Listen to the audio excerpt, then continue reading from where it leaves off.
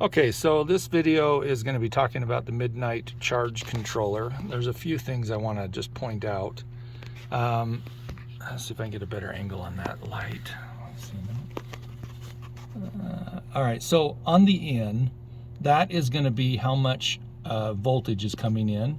And then below it, you have the watts, which is right there, and then the watt hours. Now, as you press on the the status button over here, it will cycle through different modes, and you can see now it's amp hours down here at the bottom.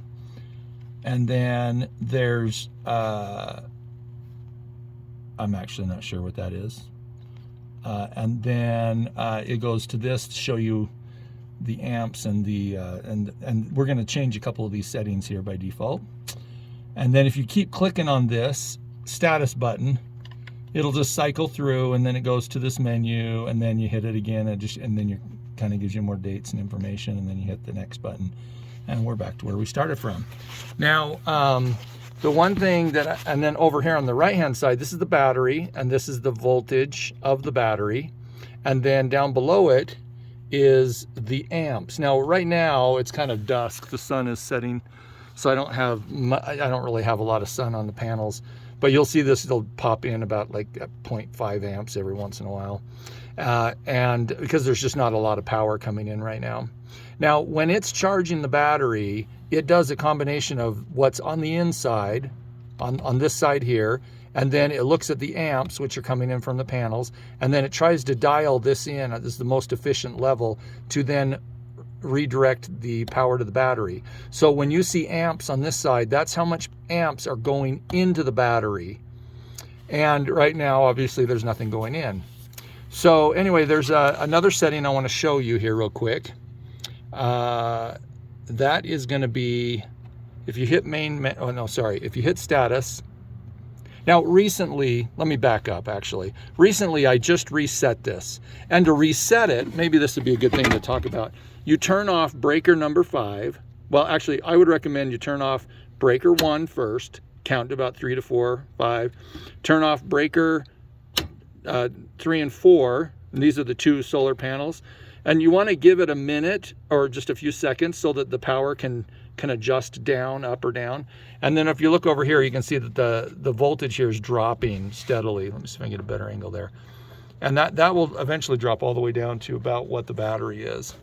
And then when you turn this off, back up, you hit this 5th breaker, and that will now kill the power to the Midnite charge controller. Now, if you ever want to repeat the default manufacturer wizard, you press left and right simultaneously and hold it down while at the same time you hit the power on. And when you hold these 2 in, it will then come up in the initial wizard, and that will give you a choice between solar, turbo, and wind. Yeah, water, wind, and solar. And so now as it's booting up, you'll see that it says wait 11 seconds. I usually will wait till it's done saying all these waits, because then it gives this guy a chance to kind of boot up and get on top of any power that might be sitting in there. Now that it's booted, I will then flip this breaker and count to about 5. You can see that it almost instantly popped all the way up here. And then for just a brief second, it actually showed some amps going in. And then after a second or two, you hit this up, and then that will also introduce more amps coming into the system. Now, the reason you like to give this a brief moment in between turning this on and off is that the Midnite charge controller can adapt better and handle changes in voltage and power and amps if it's powered on.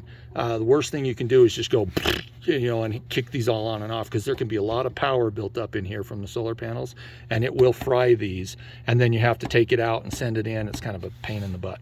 Anyway, I want to show you a couple things that I realized, and if you hit the status and go through these menu options, when we get to this one, it's showing you how many amps, which right now there's nothing, and then but this is how much amp hours there are in the battery.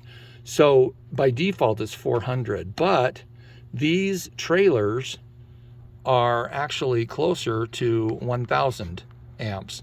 Most of them are 1020 amps hours, and the larger one, the newer batteries are 540 amp hours each, so it ends up being 1080 amp hours. So I'm gonna just hang on this for a minute. Da, da, da, da, da, da, da, da, da, da, da, da. We're gonna get up to 1020. We're getting closer. Okay, 1020. Now that will match the battery capacity. And I don't think it matters a lot. I'll have to do a little more homework on this, but I think this is a good thing, because as this guy is charging the batteries, he is paying attention to how many amps are going on and off the battery. And so it's probably good. Now this 94% is just the default. I'm gonna leave it alone. And then if you hit the more button here, you can see that you can actually do some changes to the temperature and things like that, which we don't care about. So I'm gonna now back out and back out. And now you can see that it says 1020 amp hours, which is kind of what we want. So this battery right now is currently at 100% charge. Well, actually, you know what? It's lower.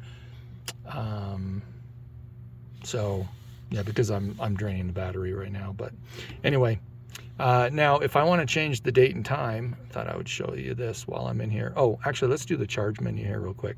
So inside of charge, you've got volts, and then I don't play around with these other ones, and then equalize. Now, the solar, the Midnite charge controller can do an equalize on the batteries, but my experience is that this guy just does not have enough amps to really give the batteries a good cook.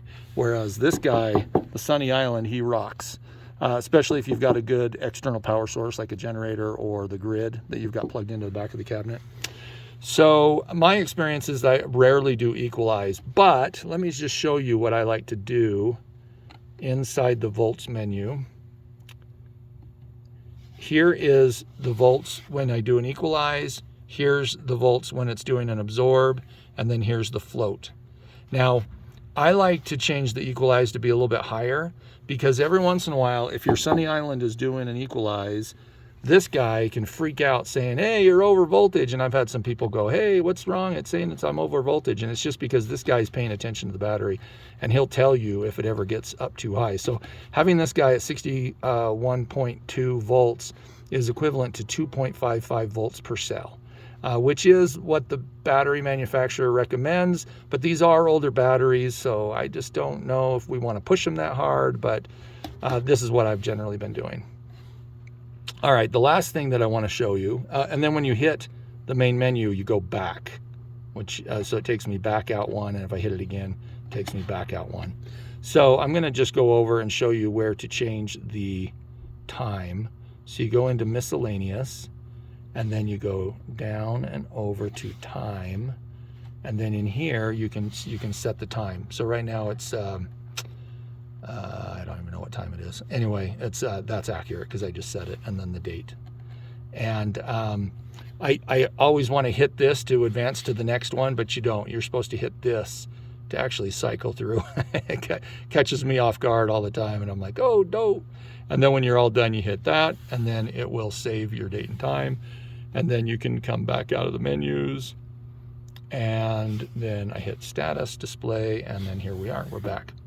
So anyway, this battery voltage right now is a little low because I actually have a heavy drain on this particular trailer. I'm doing some test loads. Right now I'm pulling about 3,000 or 4,000 watts.